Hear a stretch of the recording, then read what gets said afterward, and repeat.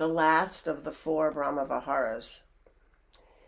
And you all know the Buddha liked to organize his teachings into lists, right? The Eightfold Path, the 10 Paramis, the four Brahmaviharas. And these lists are a great way to organize and present the teachings. And they're really helpful to remember them as well. But in my mind, the lists create kind of a sense of linear thinking, that one quality on the list follows another sequentially. And we have a tendency to teach them one at a time because it's important to understand each element on the list. But the more I practice, I see these qualities as being more intertwined, more dynamically flowing into and out of each other. And I like to think of it kind of like a dance, very three-dimensional and always moving. And this is especially true of equanimity.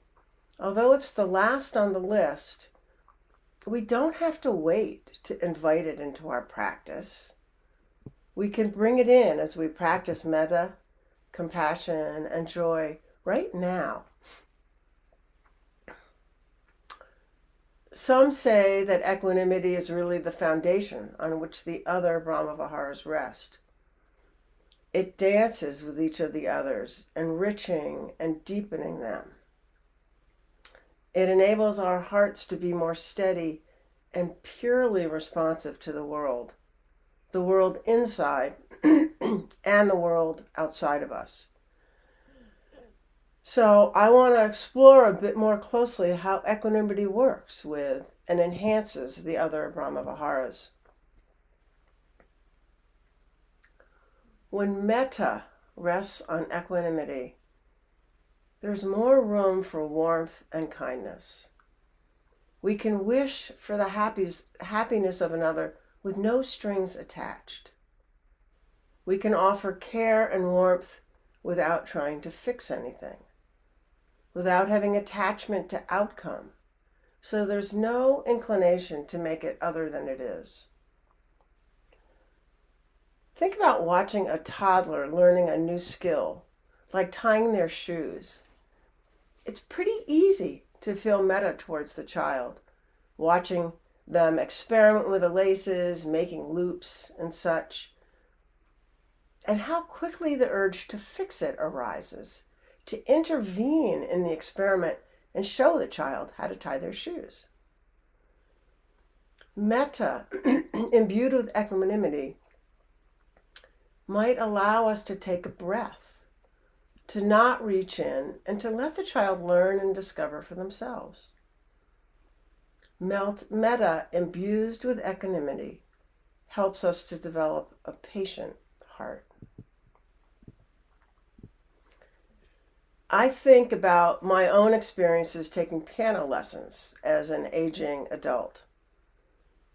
And my capacity to make the connection between what I read on the page and what my hands do is so slow. I might practice the same measure 10 times and still I struggle with playing it. And it used to be that I would get really frustrated.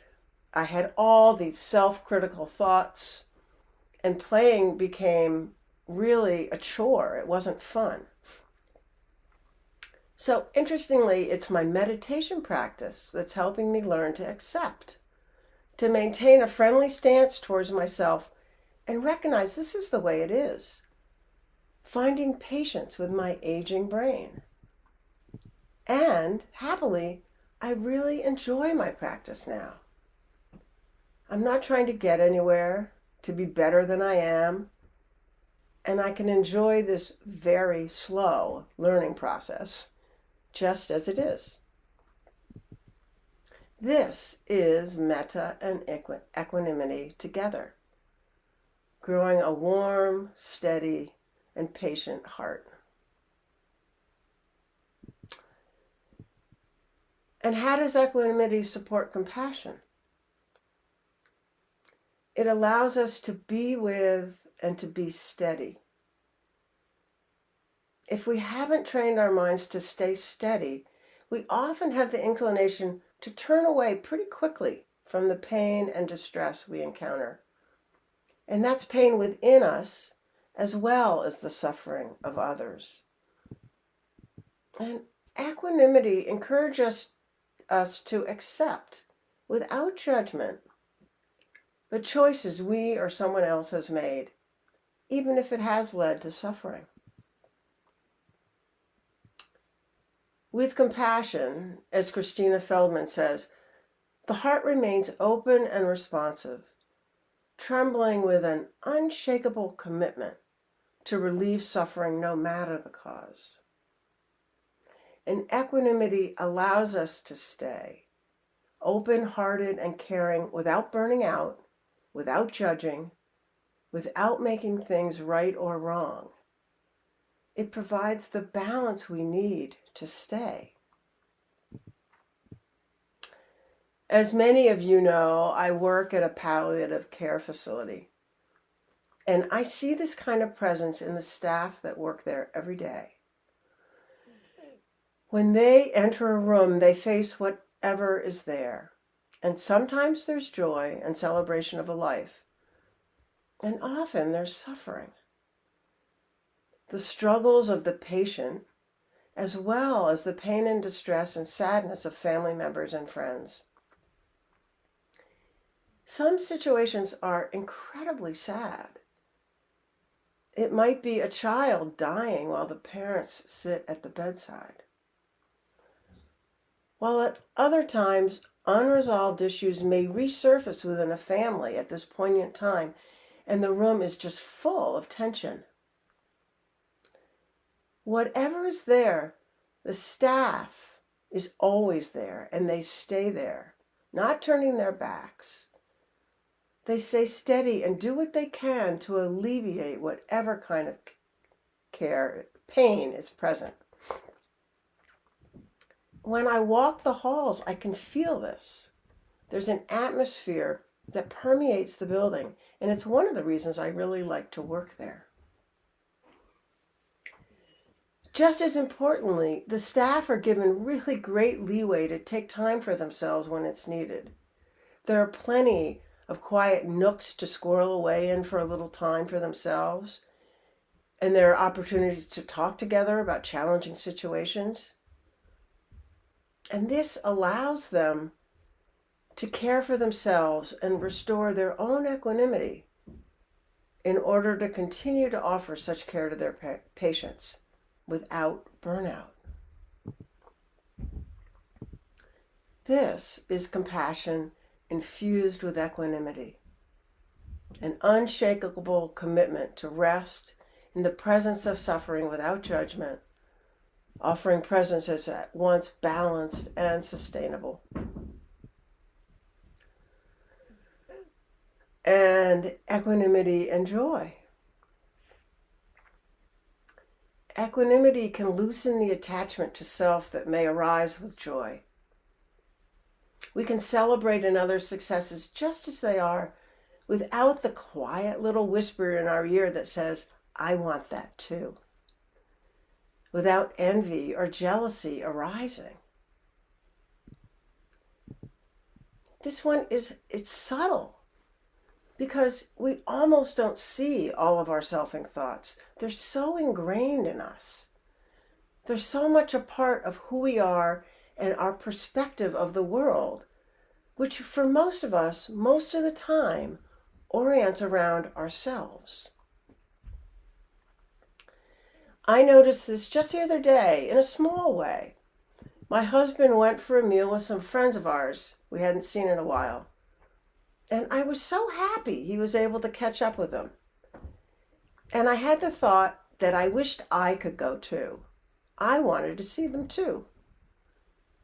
Bringing equanimity in helped me to just rest in Dan's happiness, experience it without making it about me. That was just added. Equanimity allows us to really rest in mudita, and to take it in.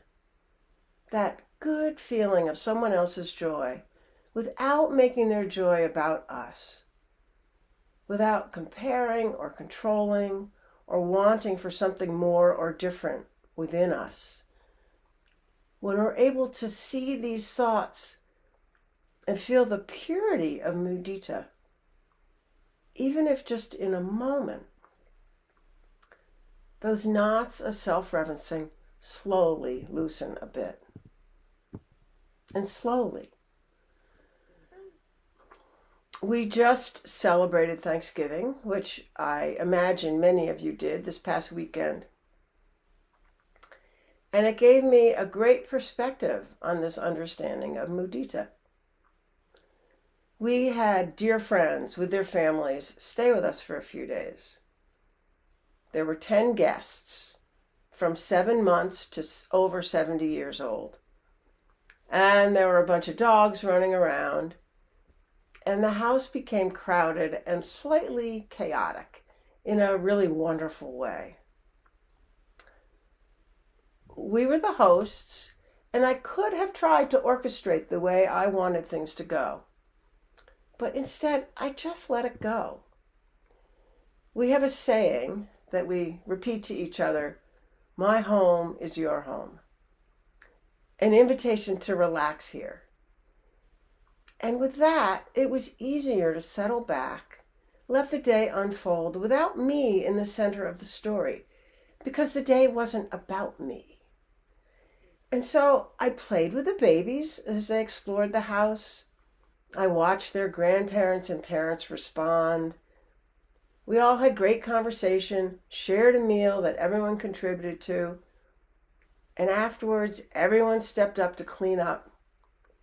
It was so easy to take it all in and enjoy so much mudita and so little self-concern. This is equanimity and joy. A heart that can rest in the joy of the moment without making it about us. So, as much as we teach the Brahmaviharas one at a time, I like to think of them really as a three-dimensional dance of our hearts. Metta and equanimity flowing through and around and from our experiences of suffering and joy in a dynamic way. And our hearts responding moment to our experience. And the more we train ourselves to abide with the way things are, the more we're able to experience the capacity of our hearts to dance, to be light, nimble, balanced, and responsive. Thank you all. And now I'm going to turn it over to Jay. Thank you, Jay. Thank you, Lee. Let's take a few moments to turn our attention toward these bodies and just see what they might need for some support. And we might need a little more TLC. Maybe you need to move quickly, maybe slowly. Just letting yourself sense into what would be most supportive to this body today.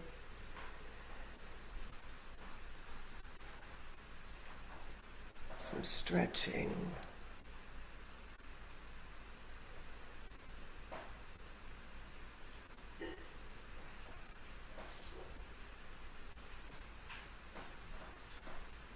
Maybe some swaying.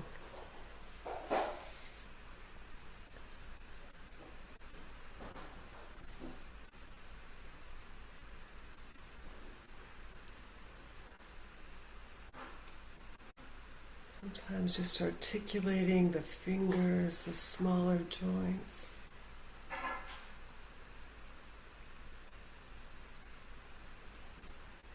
And whenever you're ready in your time, coming into a posture that's comfortable, and supported.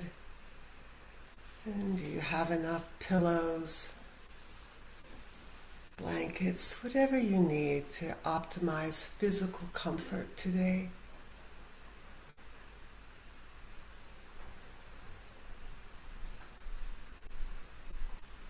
And if you haven't already, you might lightly close the eyes.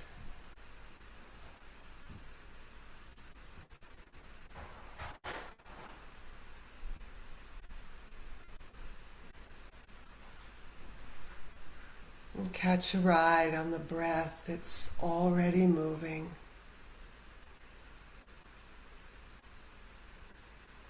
Maybe taking some deeper, slower breaths.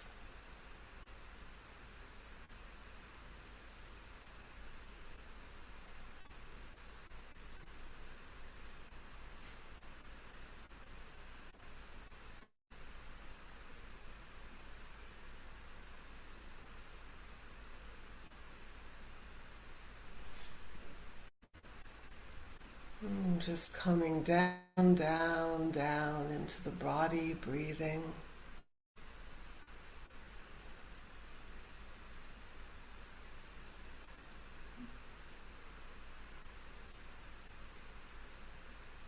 You might feel for the places where the body is making direct contact with the cushion, the feet on the ground, or the hands resting in the lap. Just feeling for that physical support.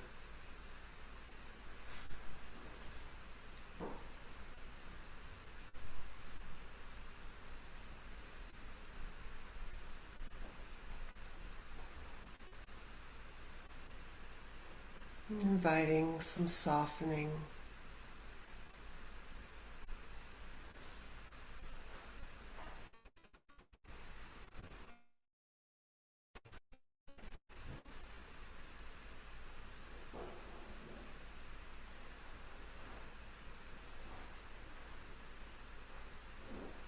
And you might notice a whole array of sensations in the body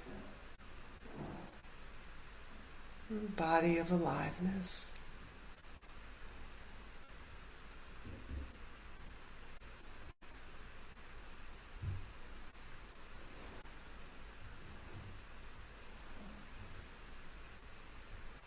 And for this short practice, we're orienting in the direction of ease and comfort, perhaps sensing whatever level of ease is already here for you right now.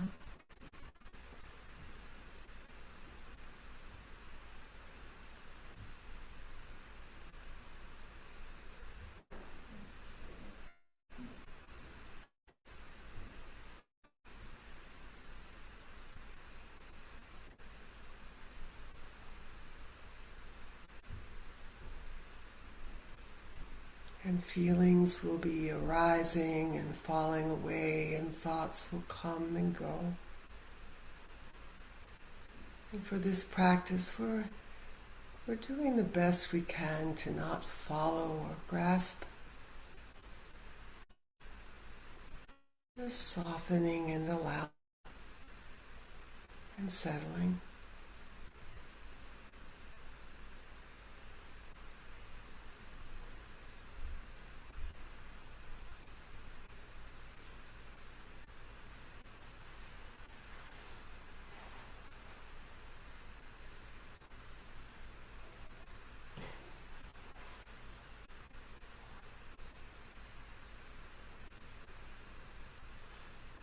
Kind attention, kind eyes.